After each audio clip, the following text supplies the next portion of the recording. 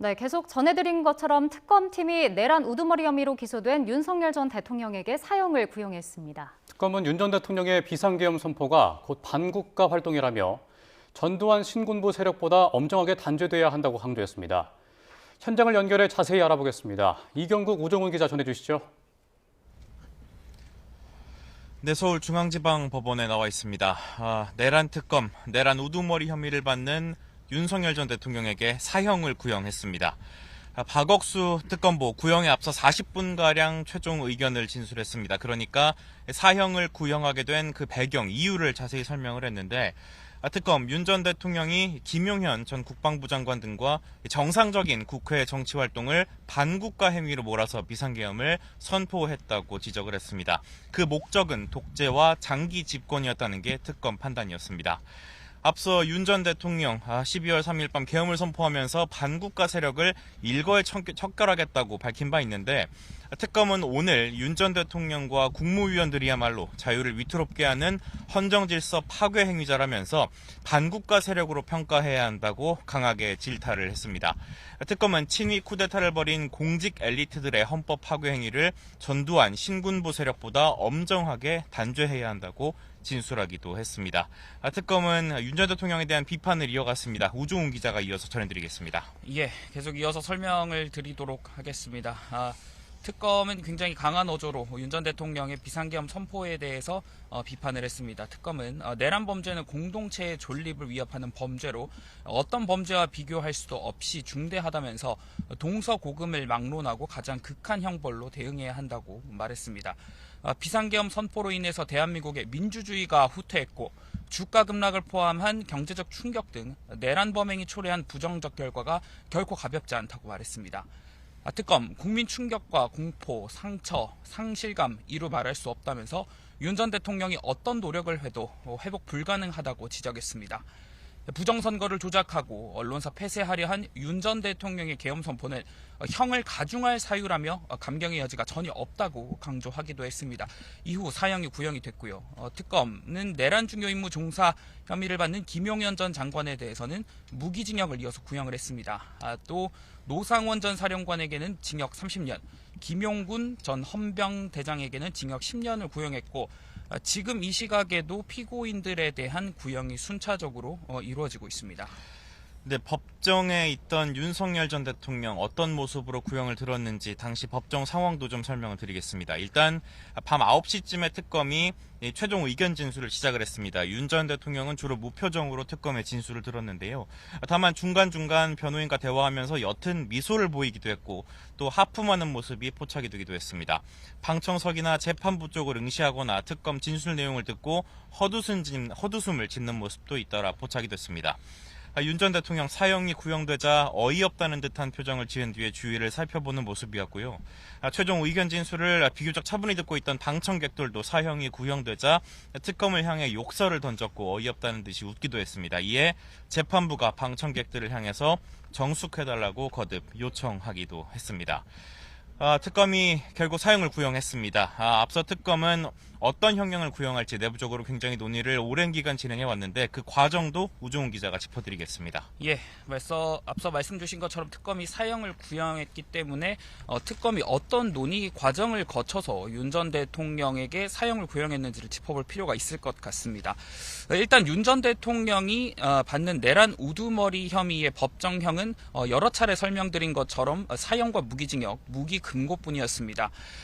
저희가 특검 취재를 하는 과정에서 일단은 강제 노역을 하지 않는 금고형은 고려하지 않는 것으로 저희가 미리 파악을 하고 있었고, 결국 고민은 사형이냐 무기징역이냐였는데, 이를 결정하기 위해 지난 8일이죠. 특검은 구형량 회의를 진행했습니다. 당시 회의에 참여했던 인사들을 중심으로 취재를 해봤을 때 의견이 엇갈렸던 것으로 파악이 됐습니다. 그러고 결국 오늘 특검은 사형을 구형하게 됐습니다. 아마 국민적 감정 등을 고려한 결정으로 보입니다. 네, 사형이 구형이 된 만큼 윤 전 대통령이 최후 진술을 통해서 어떤 입장을 내놓을지에도 관심이 쏠리고 있습니다. 윤 전 대통령 본류라고 할 수 있는 오늘 내란 재판 결심 공판을 위해서 직접 최후 진술을 준비한 것으로 알려졌습니다. 윤 전 대통령 30분 정도 최후 진술을 할 계획이라고 재판부에 설명을 했습니다. 내용을 좀 예측해 보자면요. 기본적으로 윤 전 대통령 이 비상계엄이 곧 국헌문란 목적의 폭동 그러니까 내란이라는 등식을 깨기 위해서 집중할 것으로 보입니다. 이를 위해서 비상계엄 선포가 당시 민주당의 입법 폭거 등 국가 위기 상황에서 내놓은 대통령의 헌법적 결단이었다고 주장할 것으로 예측이 됩니다. 또 폭동이라는 주장을 탄핵하기 위해서 질서 유지를 위한 소수 병력만 국회 등에 투입했었다는 점을 거듭 주장할 것으로 예측이 됩니다. 또 그리고 앞서 진행됐던 변호인들의 변론과 마찬가지로 과거 계엄과는 다른 경고성 계엄, 메시지 계엄이었다는 주장을 거듭 반복할 가능성도 커 보이는 상황입니다. 구형이 이루어진 가운데 이제 선고, 어떤 선고가 내려질지에 관심이 쏠리고 있습니다. 재판부 언제쯤 선고기일 진행하다는 계획인가요? 예, 윤 전 대통령 등에 대한 구형이 이루어졌기 때문에 이제 관심은 언제 선고가 이루어질지, 또 선고는 어떤 내용으로 이루어질지 관심이 모아집니다. 오늘 최후 진술, 그러니까 피고인들의 최후 진술이 끝나면 최종적으로 선고 기일 역시 지정이 될 것으로 보이는데, 현재까지 나온 상황들을 종합해서 예측을 해보자면 지기현 부장판사는 재판 과정에서 다음 달, 그러니까 2월 안에 선고를 내릴 계획이라고 밝혔습니다. 다음 달 초 중앙지법 판사 정기 인사가 있고, 이에 따라서 다음 달 말쯤 판사가 실제 이동할 예정인데 이 전에는 선고가 이루어질 것으로 보입니다. 만약 선고 전, 그러니까 인사 이동으로 인해서 재판부 구성이 변동이 된다면 진행된 재판을 다시 확인하는 갱신 절차를 해야 하기 때문에 이전, 그러니까 2월 안에 선고가 나올 것으로 보이고요. 비록 지난주에 결심이 이루어질 예정이었지만 그럴 계획이 나흘가량 미뤄진 상황이지만 2월 안에 선고하겠다는 재판부 방침에는 변함은 없을 것으로 보입니다. 네, 특검이 윤석열 전 대통령에게 내란 우두머리 혐의를 받는 윤석열 전 대통령에게 사형을 구형했다는 소식 다시 한번 전해드리고요. 오늘 특검의 사형 구형 전에 진행됐던 윤 전 대통령 측의 변론 내용도 잠시 짚어드리겠습니다. 일단 오늘 결심 공판 오전 9시 반에 시작을 했고요. 휴정 시간 등을 포함해서 현재 12시간 넘게 진행이 되고 있습니다. 구형에 앞서 진행된 윤 전 대통령 측의 서류 증거 조사와 법리 주장, 재판 시작 11시간 10분 만에 종료가 됐습니다. 비록 휴정 시간 등이 포함이 되어 있지만 말 그대로 윤 전 대통령 측 총력 변론, 마라톤 변론을 진행했습니다. 윤 전 대통령 측 검찰과 공수처에 내란죄 수사권이 없고 특검법은 위헌적이라면서 공소 기각을 주장했고요.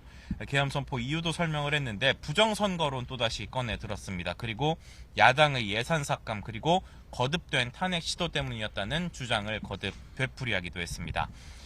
다시 한번 전해드리겠습니다. 내란 특검, 내란 우두머리 혐의를 받는 윤석열 전 대통령에게 사형을 구형했습니다.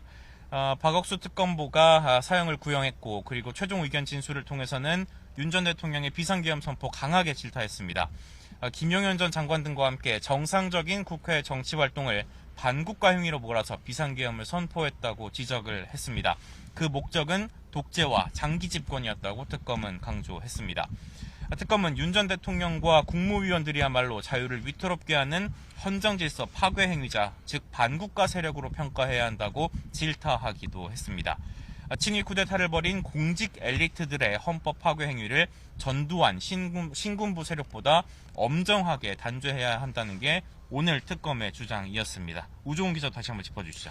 네, 최종 의견 진술 내용 한번 다시 짚어드리도록 하겠습니다. 특검은 내란 범죄는 공동체 존립을 위협하는 범죄로 어떤 범죄와 비교할 수 없이 중대하다고 짚었습니다. 동서고금을 막론하고 가장 극한 형벌로 대응해야 한다고 말했고 이후에 실제 사형이 구형이 됐습니다. 계엄 선포로 인한 피해들도 조목조목 짚었습니다. 대한민국의 민주주의가 후퇴했고 주가 급락을 포함한 경제적 충격 등 내란 범행이 초래한 부정적 결과가 결코 가볍지 않다고 짚었습니다. 특검은 국민적 충격과 그리고 공포, 상처, 상실감을 이루 말할 수 없고 이는 윤 전 대통령이 어떤 노력을 해도 회복이 불가능하다고 지적을 했습니다. 부정선거를 조작하고 언론사를 폐쇄하려 한 윤 전 대통령의 계엄 선포는 형을 가중할 사유라고 했고 감경의 여지가 전혀 없다고 강조하기도 했습니다.